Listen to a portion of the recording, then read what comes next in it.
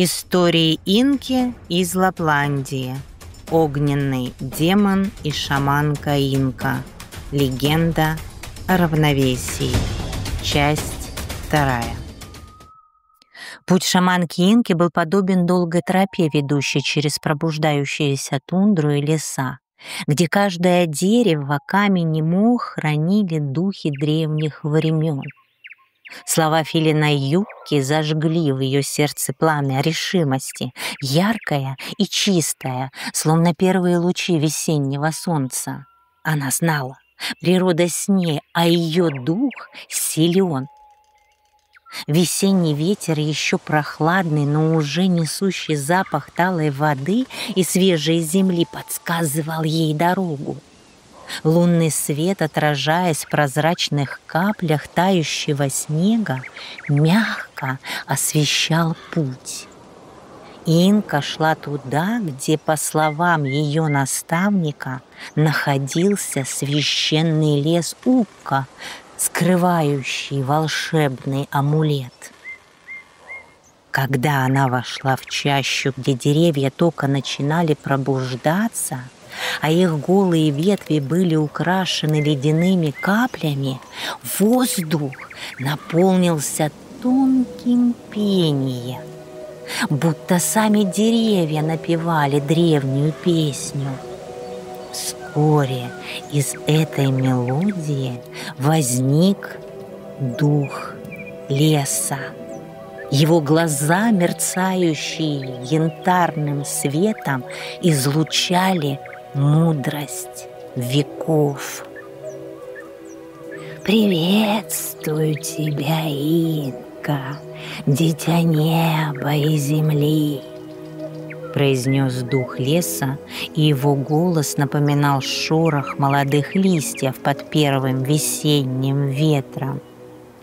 «Я знаю, зачем ты пришла, но путь твой нелегок. Только чистое сердце и вера откроют тебе дорогу к волшебному амулету. Первое испытание ждет тебя здесь, в моем лесу. Ты должна пройти через лабиринт иллюзий, где живут твои самые страшные страхи». Инка склонила голову в благодарность духу и направилась вперед. Перед ней вырос лабиринт. Его стены были сотканы из переплетенных ветвей, еще спящих, но уже хранящих пробуждающуюся силу весны. Вход скрывался за туманной завесой, казавшейся призрачной, но плотной, как зимняя ночь. Она вошла внутрь, и мир изменился. Лес затих, уступая место гнетущей тишине. Туман, стелющийся по земле, начал сгущаться, и в нем возникли пугающие образы. Она увидела, как пожирающий все вокруг огонь приближается к ее родной земле, услышала крики, почувствовала пронизывающий холод одиночества. Перед ней встал огненный демон, огромный волк с глазами, пылающими словно угли. «Ты думаешь, что сможешь победить меня?» Насмешливо прорычал он. Его голос, тяжелый, как раскаты весенней грозы, сотрясал воздух. Инка сжала кулаки, ее сердце забилось быстрее, но тут она вспомнила слова филина Юкки. «Почувствуй дыхание природы, и ее сила станет твоей». Она закрыла глаза и прислушалась. Под ногами талая земля дышала свежестью. Ветер мягко гладил ее лицо, а капли талого снега мерцали, словно россыпь звезд. Внутри нее зажегся тихий, но несокрушимый свет, как первое весеннее солнце. нежная, но способная растопить лед. Когда Инка открыла глаза, огненный демон вздрогнул.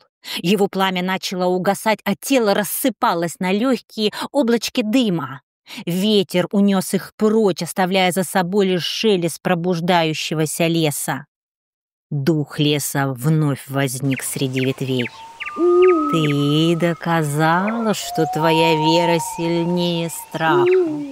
Помни, шаманка Инка, твоя истинная сила в единении с природой». Инка склонила голову, поблагодарила духа. Весенний ветер подул с новой силой, наполняя ее решимостью. Она знала, путь ее труден, но ее сердце, поддерживаемое духами предков и силой природы, приведет ее к победе.